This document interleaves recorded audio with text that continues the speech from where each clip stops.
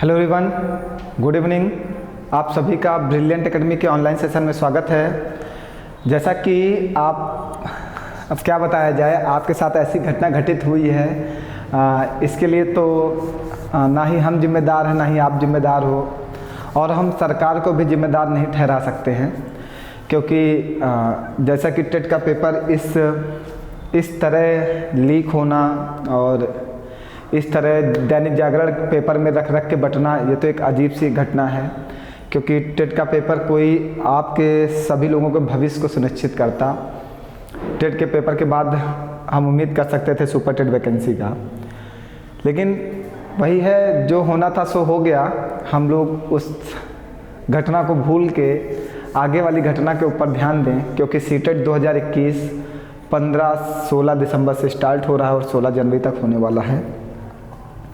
तो आप सभी लोग अब टेट पे थोड़ा सा कम फोकस करते हुए, क्योंकि टेट का अभी भी कोई भी डेट डिसाइड नहीं हुई कि पेपर कब होगा। तो हम तो यही आशा करते हैं आपसे और यही उम्मीद करेंगे कि अब आप टेट को छोड़ के थोड़े दिन सीटेट पे मेहनत कर लें और शायद कुछ बेहतर रिजल्ट मिल सके आपको सीटेट से। तो घटना ज़्यादा बड़ी हो गई थी, ऐसी घटना घटित नहीं होनी चाहिए थी, क्योंकि सभी बच्चों का पेपर बहुत अच्छा हुआ था।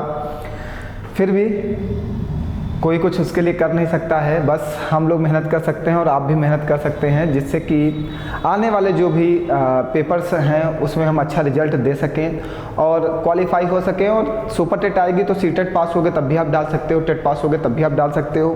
तो हम तो आपसे यही कहेंगे कि अब आप कुछ दिन टेट को रोक दीजिए, जब तक टेट की कोई डेट डिसाइड नहीं होती टेट को रोक दीजिए।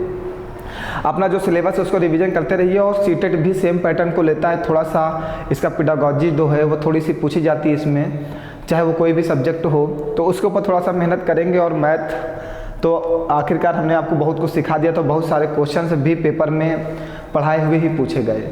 फिर भी चलो स्टार्ट करते हैं आज से सीटेट, बिल्कुल उसी तरह आनंद के साथ मज़े लेते हुए ना, क्योंकि हम लोग नर्वस तो नहीं रह सकते, हम लोग तो बस लड़ सकते हैं। हम लोगों के अंदर जो ब्लड दौड़ता है वो लड़ने के लिए दौड़ता है। हम लोग फाइट कर सकते हैं हर एक चीज़ से। तो अब हम लोग सीटेट से फाइट करेंगे और 15 दिन में हम आपको अप्रॉक्स चीज़ें सीटेट की इम्पॉर्टेंट जो भी हैं वो सब पढ़ा देंगे। 15 नंबर का पेडागॉजी जो आता है आपको वो पढ़ा दिया जाएगा, और 15 नंबर की जो मैथ आती है वो पढ़ा दी जाएगी। तो सबसे पहले जो सीटेट की तैयारी कर रहे हैं उन बच्चों को समझना होगा कि इसमें मैथ 2 पोर्शन में डिवाइड होता है। इसमें मैथ जो है 2 पोर्शन में डिवाइड हो जाता है सीटेट में ना। एक पोर्शन आपका आ जाता है पेडागॉजी से, यहाँ से आपका पेपर 15 नंबर का मैथ कवर करता है। और मैथ कैलकुलेशन की हम बात करते हैं, जो कैलकुलेशन वाले क्वेश्चन आते हैं, मीन्स लगाने वाले जो क्वेश्चन आते हैं, मैथ जिसको बोलते हैं, वो आती है 15 नंबर की। तो टोटल 30 नंबर। अब बहुत सारे बच्चे कहेंगे सर जी कैलकुलेशन आपने क्यों लिखा? बेटा मैथ ही एक कैलकुलेशन है, जो गणित है वो गणना ही है, इसलिए हमने लिखा है कि जो मैथ के जो क्वेश्चन आते हैं वो कितने आते हैं? 15 आते हैं। जो कैलकुलेशन है वही गणित है। भूल जाइए टेट को और सीटेट के ऊपर फोकस करिए सभी लोग मन लगा के, और हम उम्मीद करेंगे कि आप लोग सीटेट क्वालिफाई कर जाएंगे।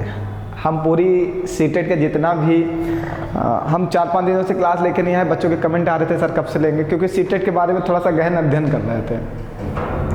जैसा कि हमने टेट का अध्ययन करके बहुत सारे प्रश्न आपके पेपर में हूबहू सेम टू सेम, अगर आप हमारी क्लासेस वॉच कर लें जिसमें हमने प्रैक्टिस कराई थी, उसमें बहुत सारे प्रश्न ऐसे हैं सेम टू सेम डिजिट आपको मैच कर जाएगी। तो वही चीज़ हम सीटेट में भी करना चाह रहे हैं, मेहनत पूरी कर रहे हैं आपके लिए। आप लोग भी साथ दो और सफलता हासिल होगी पक्का। टेट में तो हासिल होनी ही थी, लेकिन टेट ने गड़बड़ा दिया थोड़ा सा। चलो सीटेट पे हासिल करते हैं हम ना। तो 30 नंबर का हमें पेपर तैयार करना है। गणित का आएगा 15 नंबर और 15 नंबर की पेडागॉजी आएगी। तो हमें दोनों चीज़ें तैयार करनी है, दोनों चीज़ों पर फोकस करना है। शुरुआत हम यहाँ से करेंगे थोड़े से क्वेश्चनों को लेते हुए, और फिर थोड़े से क्वेश्चंस ये पढ़ाएंगे आज। उसके बाद हमारा प्रयास है कि जो ये वाला पोर्शन है, ये पोर्शन आपका 2 भागों में डिवाइड हो जाता है। कैसे?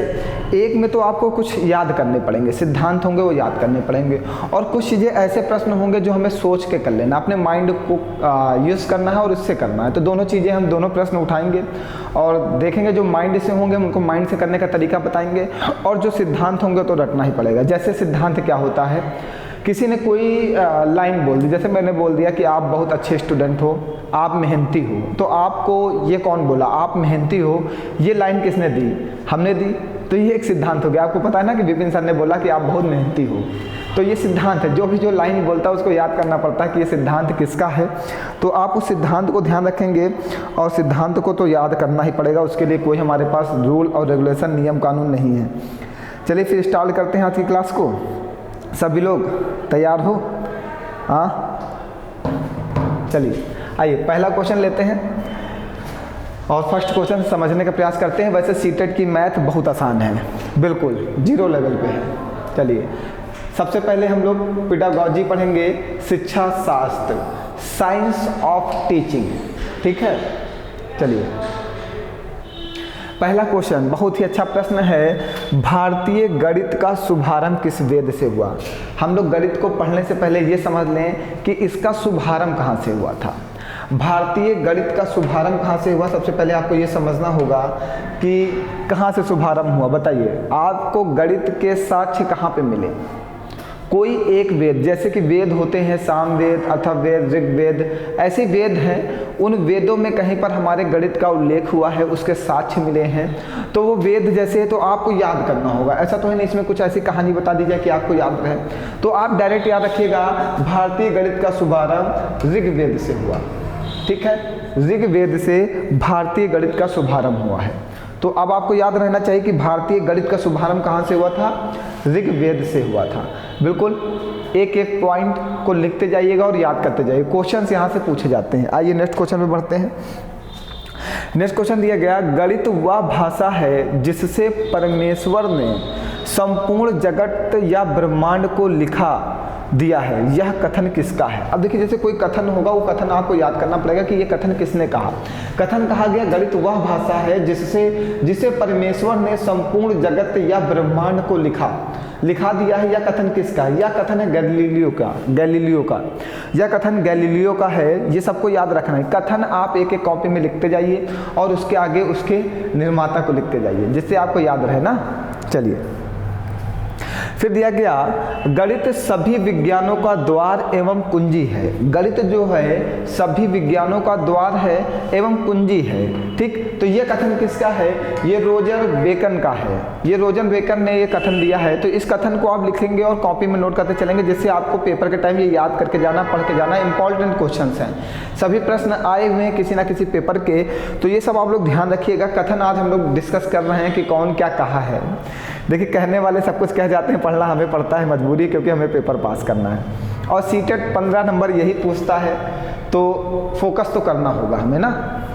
चलिए आइए नेक्स्ट क्वेश्चन पे चलते हैं।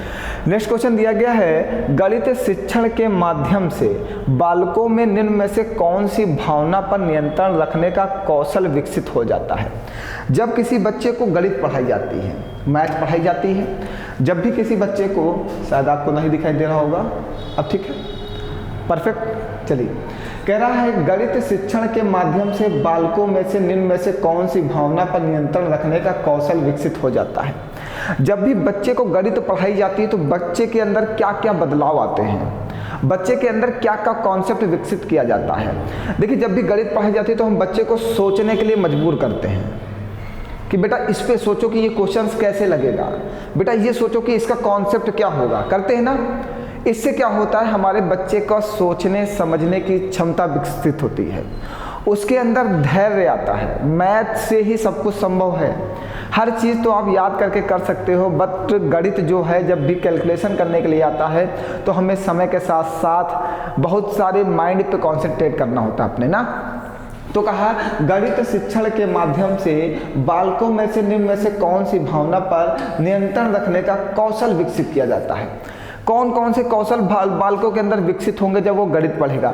पहली बात तो तर्क शक्ति जरूर आएगी, क्योंकि वो आपस में डिस्कस जरूर करेगा, तर्क शक्ति जरूर आएगी, ठीक है। विचार शक्ति जरूर आएगी, विचार तो करता ही कि कैसे इस क्वेश्चन को लगाया जाएगा, इसमें क्या क्या कर सकते हैं। और जब क्वेश्चन लगा लेता है बच्चा तो उसके अंदर आत्मविश्वास आता है कि मैं ये कर सकता हूँ ना। तो ये तीनों चीजें आएंगी, मीन्स आंसर बनेगा इनमें से सभी। देखिए मैथ पढ़ने वाला जो भी विद्यार्थी होता है उसका माइंड थोड़ा सा शार्प हो जाता है। आप देखोगे जिन विद्यार्थियों को अगर मैथ में वो लोग तेज हैं थोड़ा सा, तो उनका माइंड शार्प होता है, उनके पास सोचने समझने की क्षमता बहुत अच्छी होती है, उनके पास तार्किक ज्ञान बहुत आता है, उनके अंदर एक आत्मविश्वास होता है कि इस पेपर को हम निकाल लेंगे सिर्फ मैथ के दम पे।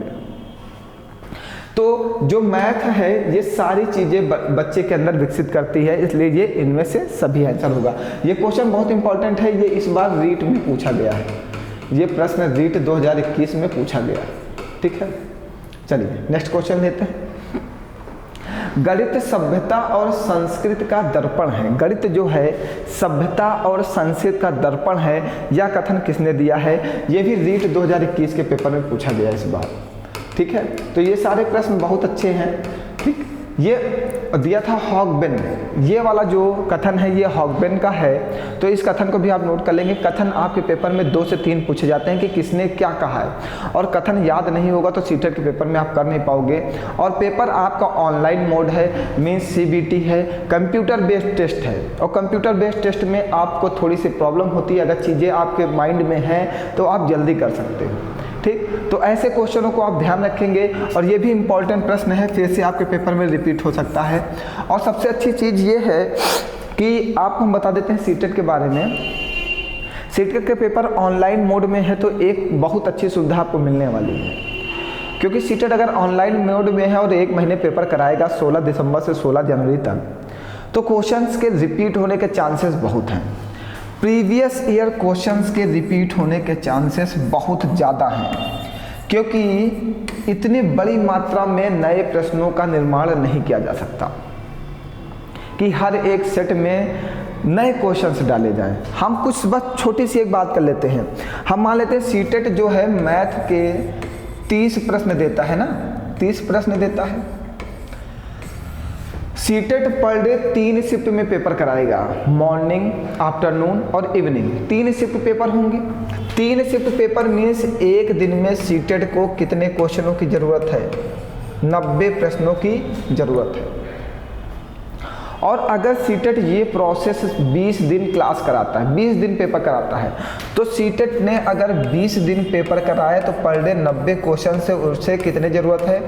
1800 प्रश्नों की ज़रूरत है। मैथ के 1800 प्रश्नों की ज़रूरत है। हमने सिर्फ 20 दिन की बात की है, हमने 30 दिन की बात ही नहीं की, हमने मात्र 20 दिन की कॉन्सेप्ट को समझने का प्रयास किया। अगर उसे 1800 प्रश्न चाहिए तो किस लेवल पे वो नए प्रश्नों का निर्माण कर सकता है? 1800 में 1500 पुराने ही प्रश्न होंगे, 300 प्रश्न नए बनाए जा सकते हैं, बस इससे ज़्यादा प्रश्न नहीं बनाए जा सकते। तो प्यारे दोस्तों, आप लोग हमारी बात को समझो, हम कहना क्या चाहते हैं आपसे। हम आपको ये बताना चाहते हैं कि सीटेट निकालने के लिए सबसे पहले आप अपने प्रीवियस ईयर पेपर को खूब अच्छे से सॉल्व कर लो, क्योंकि क्वेश्चंस जो रिपीट होंगे वो प्रीवियस ईयर पेपर के होंगे, ठीक है। तो आप समझ गए होंगे हमारी बात को कि 300 नए प्रश्नों को बनाया जा सकता है, इसके अलावा कुछ भी नहीं किया जा सकता। मीन्स हर पेपर में 5 से 6 नए प्रश्न मिलेंगे और सभी प्रश्न पुराने ही होंगे। तो आप सभी लोग ध्यान से समझ लो, और सबसे ज़्यादा आप प्रीवियस ईयर पेपर को सॉल्व करो, जिससे सीटेट बीट हो जाए और टेट के लिए आपको इंतज़ार ना करना पड़े। हम यही चाहेंगे कि आप इस बार सीटेट निकाल लो, टेट के लिए आपको इंतजार ना करना पड़े। चलिए फिर प्रश्न लेते हैं पहला, फिर से आइए। अब जो भी प्रश्न सीटेट में इस बार पूछे गए हैं 2021 और 20 के पेपर में, हम उन्हीं क्वेश्चनों के साथ आज डिस्कस करने वाले हैं, और हम आपको ये दिखाने वाले हैं कि सीटेट कैसे प्रश्नों को पूछता है। उसके बाद फिर हम नए नए प्रश्न लेते रहेंगे, लेकिन सबसे पहले हमें ये जानना जरूरी है कि हमें पढ़ना किस बेसिस पे है। हम सभी प्रकार के प्रश्नों को लेके आए हैं और समझते हैं कि सीटेट पूछता क्या हमारे पेपर में। चलिए, कह रहा है एक संख्या, बहुत अच्छे से समझिएगा और क्वेश्चंस को करने का तरीका सीखिएगा। एक संख्या 100 के आधे से अधिक है, ठीक है। 100 के क्या है? आधे से अधिक है, ठीक है, आधे से अधिक है। यह 6 दहाई से अधिक और 8 दहाई से कम है। यह संख्या जो है 6 दहाई से अधिक है और 8 दहाई से कम है, ठीक है। इसके अंकों का योग 9 है, इसके अंकों का योग 9 है। सबसे पहले जो संख्याएं दी गई ये ऑप्शन में आपको दी गई हैं, उसने पूछा यह संख्या क्या है, तो जो संख्या बिल्कुल मज़ेदार तरीके से समझने का प्रयास करना, क्वेश्चन पेपर में लगाना नहीं है। जो आपसे ऑप्शन दिया गया संख्या क्या है, संख्या जो पूछा ये आपके ऑप्शंस में दी गई है ना, संख्या जो पूछा गया है भैया जल्दी जल्दी आप लोग कमेंट करते रहो, हमें पता चलता रहे कि आप लोग पढ़ाई भी कर रहे हो। ऐसे हमें समझ में नहीं आता कि आप पढ़ते हो या सोते हो। ठीक है, तो मेहनत से पढ़ते रहो और सफलता ज़रूर मिलेगी। चलिए, जो आपसे संख्या पूछी गई है वो संख्या हमारे ऑप्शन में दी गई है। ठीक, उसने कहा इसके अंकों का योग 9 है, तो आप ऑप्शन में 7 2 9 6 3 9 5 4 9 8 1 9, सभी जगह संख्या के अंकों का योग 9 ही है। जब 9 ही है तो संख्या यही है। चलिए ठीक है, अब और क्या देखते हैं, आइए। इसका दहाई का अंक इकाई के अंक का 2 गुना है। बहुत अच्छी बात बोला इसने। हमारे पास जो संख्याएं दी गई 72 63 54 81, उसने एक बहुत अच्छी लैंग्वेज बोल दी कि क्वेश्चन का कैलकुलेशन तुरंत हमें करने का जरूरत नहीं। उसने बोला इसका दहाई का अंक इकाई के अंक का 2 गुना है। जो दहाई स्थान के अंक है वो इकाई के स्थान के अंक का कितना है, 2 गुना है। तो दहाई के स्थान का अंक कितना है 7, यहाँ पे इकाई के स्थान का कितना है 2, तो इसका ये 2 गुना है, नहीं है, तो ये आंसर नहीं हो सकता। दहाई स्थान का अंक कौन सा है 6, ये क्या है 3, ये इसका 2 गुना है, हाँ 3 दूनी 6, तो ये आंसर इसका हो जाएगा। बताइए कुछ करना है आपको? जब कुछ करना ही नहीं है पेपर में तो फिर किस बात की टेंशन, पेपर तो हम बीट करते ही रहेंगे। सीटेट ना, ये सीटेट 2021 का आया हुआ प्रश्न है। सिर्फ आपको पेपर की लैंग्वेज समझना है। देखिए ऑनलाइन पेपर के लिए आपको यही करना होगा, आपको पेन ना चलाना पड़े, आपको माइंड चलाना पड़े। देखो सीबीटी कंप्यूटर बेस्ड टेस्ट में यही है, आपको पेन चलाना कम पड़े, माइंड ज़्यादा चलाना पड़े, और माइंड से ही क्वेश्चन सॉल्व होगा। बताइए इसमें कुछ करना था, अगर सिर्फ हम इसमें एक लैंग्वेज देख लेते, बस यहाँ पे कुछ नहीं पढ़ते, हम ये देख लेते इसका इकाई दहाई का अंक इकाई के अंक का क्या है 2 गुना है। जो इसका दहाई का अंक है वो इकाई के अंक का क्या है 2 गुना है, तो संख्या में आ जाते, देखते यहाँ पे ही 2 गुना है, हम तो डायरेक्ट आंसर मार देते, कुछ और करने की जरूरत नहीं थी। मतलब सारी चीज़ें इसमें लिखी हुई थी, हमें कुछ करने की जरूरत नहीं थी। उसने बोला इसके दोनों अंकों का योग 9 हो, इसके दोनों अंकों का योग 9 है, कुछ और करना ही नहीं है। चलिए आगे बढ़ा जाए। चलिए ये देखिए कितना भयानक प्रश्न है ना, मतलब बच्चा देखते ही डर जाए। ये भी आपके सीटेट का आया हुआ ही प्रश्न है, ये भी आपके सीटेट का आया हुआ प्रश्न है। सीटेट 2021 के पेपर का प्रश्न डाला गया है। आज हम जितना भी पढ़ाएंगे सीटेट के आए हुए प्रश्नों को ही पढ़ाएंगे। चलिए, एक 5 अंकों वाली संख्या में 100वें स्थान का अंक 10,000वें स्थान के अंक का 3/4 है, और 10वें स्थान का अंक 100वें स्थान के अंक का 2/3 है। 10वें स्थान का अंक सबसे बड़ी अभाज्य संख्या का वर्ग है। ये लैंग्वेज हमें लाइन अच्छी लग रही है, हमें पसंद आना चाहिए।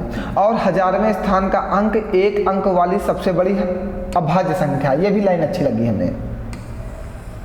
यदि इकाई स्थान का अंक सबसे बड़ी 1 अंक वाली विषम संख्या है, ये भी लाइन अच्छी लग रही है ना। हमको जो लाइन अच्छी लगेगी हम उसके नीचे लाइन थी। तो संख्या क्या है भैया? जो संख्या उसने पूछा है ये हमारे ऑप्शन में दिए गए हैं ना, यही तो है। चलो एक लाइन मुझे बहुत खूबसूरत लगी, कहाँ पे? यहाँ पे ये देखिए, यदि इकाई स्थान का अंक सबसे बड़ी 1 अंक वाली विषम संख्या है, इकाई स्थान का अंक जो है सबसे बड़ी 1 अंक वाली विषम संख्या है। अब 1 अंक वाली विषम संख्या ये है 7 तो है नहीं सबसे बड़ी विषम संख्या, 7 तो सबसे बड़ी विषम संख्या है ही नहीं। 1 अंक वाली सबसे बड़ी विषम संख्या हमारी कौन सी है? 9 है। तो वो कहाँ पे है? ए है में और बी में है। चलो ये 2 आंसर हमारे बनेंगे, ये दोनों में से एक होगा। अब आगे चेक करते हैं। अब हमें एक लैंग्वेज और अच्छी लगी थी, कहाँ पे? 10वें स्थान का अंक, 10वें स्थान का अंक सबसे छोटी अभाज्य संख्या का वर्ग है। 10वें स्थान का मीन्स दहाई स्थान का अंक, इकाई दहाई, 10वें का मतलब होता है दहाई स्थान का अंक, और सबसे छोटी अभाज्य संख्या का क्या है? वर्ग है। तो सबसे छोटी अभाज्य संख्या क्या होती है? 2, इसका वर्ग करेंगे कितना?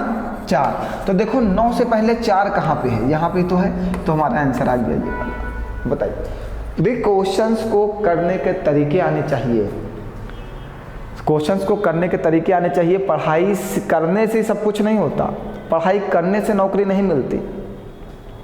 अगर आप नौकरी पाना चाहते हो तो क्वेश्चंस कैसे अटेम्प्ट करना है पेपर में, कैसे सीबीटी के जो देखिए कंप्यूटर बेस्ड टेस्ट में आपको पेपर में पेन चलाना पड़ रहा, तो आप फिर अब उससे आगे मैं कुछ नहीं कह सकता हूँ, आप समझदार हो इतना। सीबीटी का मतलब ये नहीं होता कि आप पेन चलाओ वहाँ पे, आप क्वेश्चंस पढ़ो, क्वेश्चन समझो और आंसर दो, ठीक है। इतना बड़ा प्रश्न पढ़ने में भी समय नहीं लगना चाहिए। आप जब भी प्रश्न पढ़ना तो उसके मेन पॉइंट को समझते जाना कि हमें किस चीज़ की ज़रूरत पड़ेगी, और क्वेश्चंस को ऑप्शन से करने का प्रयास करना। ऐसे प्रश्नों को बिल्कुल ऑप्शन से करने का प्रयास करना हमेशा ध्यान रखना प्यारे बच्चों, वरना सीटेड में आप परेशान हो जाओगे, क्योंकि उसकी लैंग्वेज बड़ी बड़ी लिखी होगी और क्वेश्चन का आंसर सेकंडों में आता होगा।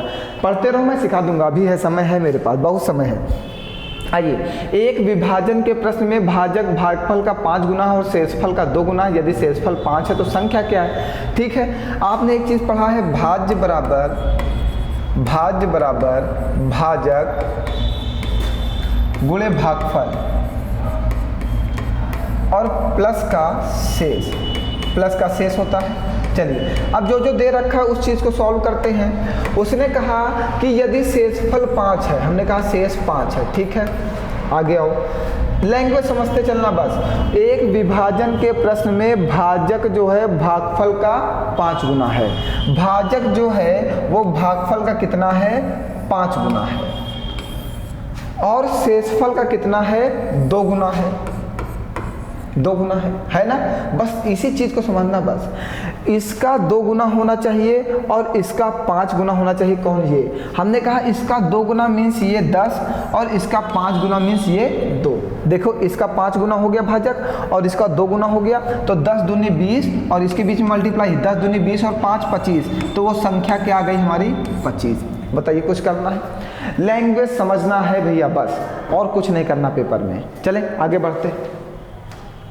आइए, 5 क्रमागत संख्याओं का योग 20 है, प्रथम 3 क्रमागत संख्याओं का योग बताइए। भैया ऐसे प्रश्नों में आपका निकल गया एवरेज इक्वल टू होता है सम ऑफ ऑल नंबर अपॉन में ऑल नंबर, ठीक है। सम ऑफ ऑल नंबर मीन्स सभी संख्याओं का योग, हमें सभी संख्याओं का योग दिया गया 20, सभी संख्या कितनी है, 5, 5 चौको 20, तो 5 लाइन खींचना, 1 2 3 4 5। जब भी आप एक बात को ध्यान रखना, एवरेज आ जाए तो हमेशा बराबर संख्या एक साइड छोड़ देना, बराबर संख्या एक साइड छोड़ देना, बीच वाला ही हमारा क्या होगा, एवरेज होगा। 4 से पहले समाई संख्या कौन सी, 3, 3 से पहले 2, 4 के बाद 5, 5 के बाद 6। उसने कहा प्रथम 3 क्रमागत संख्याओं का योग बताइए, इन तीनों का योग बता दो, 4 3 7 2 9। बताइए, कुछ करना है। ये सब सीटेट 2020 और 21 में आए हुए प्रश्नों का कलेक्शन है, और आपको मैं दिखा रहा हूँ कि क्वेश्चंस कितनी आसानी से किया जा सकता है, ठीक है। उसने कहा कि 5 क्रमागत संख्याओं का योग 20 है, प्रथम 3 क्रमागत संख्याओं का योग बताइए। हमने सबसे पहले 5 क्रमागत संख्याओं का एवरेज निकाल दिया। एवरेज बराबर होता है सभी संख्याओं का योग बटे सभी में संख्या। सभी संख्याओं का योग 20 है, बटे में सभी संख्या रख दिया, 5 को 20। तो उसके बाद हमने 3 लाइनें खींच दी, 1 2 3 4 5, और बीच वाला ही हमेशा आपका क्या होता है, एवरेज होता है। जो बीच वाली संख्या होगी वो एवरेज होगी, तो एवरेज कितना है, 4। बराबर संख्या इधर होनी चाहिए, बराबर संख्या इधर होनी चाहिए। 5 संख्याएं थी तो 2 इधर हो गई, 2 इधर हो गई, बीच वाला हमने एवरेज रख दिया। 4 से पहले 3 क्रमागत हैं, क्रमागत होंगी तो लगातार संख्याएं होंगी, सम होंगी तो सम संख्याएं करना, विषम होंगी तो विषम संख्या करना। उसने कहा कि संख्याएं जो है क्रमागत, तो 4 से पहले 3, 3 से पहले 2, 4 3 7 2 9, ठीक है। तो आपका आंसर आ गया 9। चलिए, आहा, बहुत अच्छा प्रश्न, बहुत ही अच्छा प्रश्न है। एक वर्ग के रूप में तार 144 सेंटीमीटर स्क्वायर क्षेत्र घेरती है। मीन्स एक वर्ग है, आप समझते चलना भैया, ये एक वर्ग है,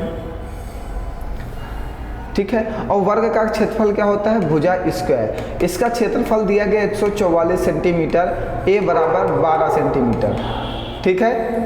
अब आगे बात करते हैं। यदि इसी तार को एक आयत के रूप में मोड़ दिया जाता है, इस तार को एक आयत के रूप में मोड़ा जाता है जिसकी लंबाई 16 सेंटीमीटर है, तो ये कितना क्षेत्र घेरेगी, तो आयत का जो क्षेत्रफल होता है वो होता है लंबाई गुणे चौड़ाई।